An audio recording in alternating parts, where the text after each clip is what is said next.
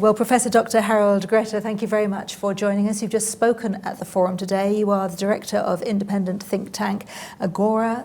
Yes. And you've been in existence for 3 years now. And I know that you foster an open source approach to your work. So the diversity of views that you look at as a think tank, does that build strength? Does that align with resilience theory? How important is your approach to thinking in this area? Yes, indeed. We work science-based. That's important. So facts matter, evidence matters. And the second thing is we talk to stakeholders involved, because in order to make policy proposals, it's not enough that they are scientifically sound, but there need to be a sufficient number of stakeholders being behind it. And very often it's also simply important to understand their views on certain policy proposals. Otherwise it cannot be a good proposal if we don't understand what it does to people.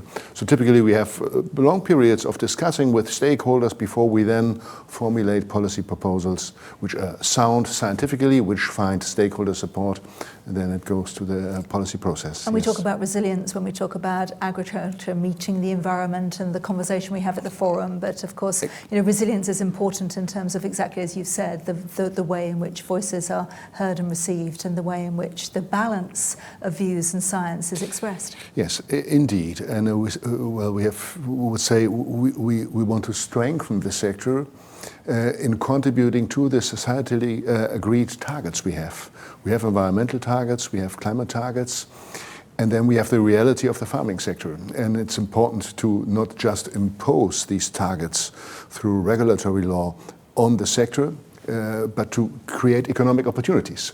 So to make it attractive for farmers to contribute to biodiversity, to mitigating climate change.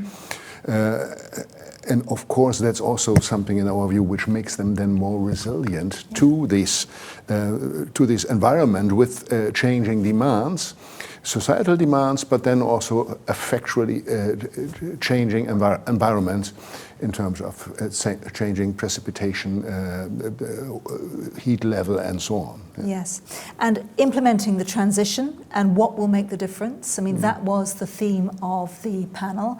What was your main message to the forum? Yeah.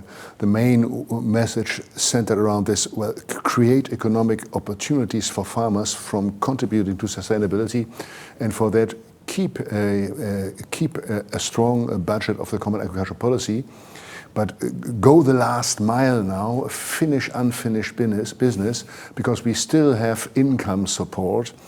And income support is not a good story. The whole story of farmers being needy and therefore needing our support, that's a category from social policy.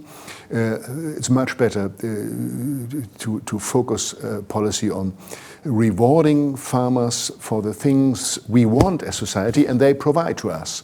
So that's remunerating public services, remunerating services to biodiversity, climate change mitigation, and so on. And I would even not call that subsidies, while that are technically subsidies. It's payments from the state to economic actors. But I would rather compare it to my own job. I'm a professor. I receive a salary that's fully funded through taxpayers. It's public money. But I don't get that money because I'm so needy. We, as a society, we decided that we want to have research and we want to have academic education.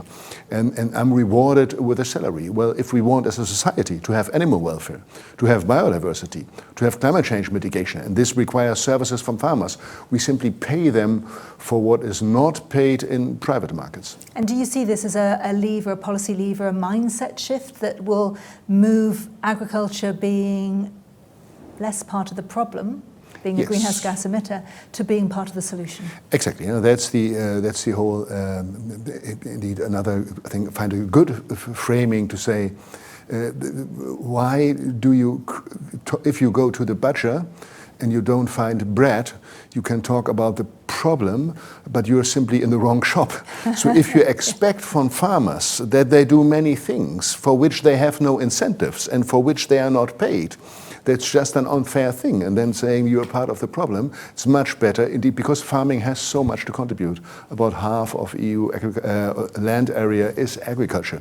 So in all these sustainability dimensions, the potential contributions of agriculture are large, and we need this story of we need to make it a fair deal. Farmers need to be able to earn a fair income from their sustainability contributions. And did you hear that message reflected and resonated back with the panelists that you shared the forum with? So you had Australian farmers, the spokesperson from the Polish Federation, as well as scientists and scholars. So thinking about then the way in which what resonated with you and struck a chord, what would you say? Yes, I would say in our panel, yes. I would also see that for many panelists today, but of course we are a bubble here also, and it's important to get this message across. We are politically not yet there. We have a revival of the term of neediness, and we focus the money on those who are most in need, stressing the fact that farmers on average have a lower income than the rest of society, which is not supported sufficiently by the data. So it's important to also get this message into the applied policy making. And with the vision paper, for example, Harald, then, how much does that move the dial? How is that helpful in advancing this conversation? Yeah. Indeed, I think in that regard, the vision paper, it's a typical political paper which has many things in to serve many different interests. And there are many things in the vision paper which are good, and you can build on that. But I think the vision paper fails to bring income and sustainability, competitiveness and sustainability together. Because it is a little bit, if you read it, as if you would have two things: payment for public goods, payments for environmental goods, and then payments to support income. I would rather tell the story, have payments for public goods and have them at a level that you can earn income. You earn well from providing biodiversity. You earn well if you produce animal welfare. You earn well if you bind carbon, or if you reduce emissions. I think that's a much better story. These two objectives need to be unified. Income does not come as a transfer because somebody is needy, except in social policy, but income must come through services delivered. And food is sold in the private market, and public goods can be sold with mechanisms such as the second pillar of the Common Agricultural Policy or the eco schemes. And I think the vision could have gone further there. Well, thank you very much for that. We'll leave on that note, on that call to action, but thank you for speaking to us today and to the forum. Enjoy the rest of the day. Thanks a lot, Alex.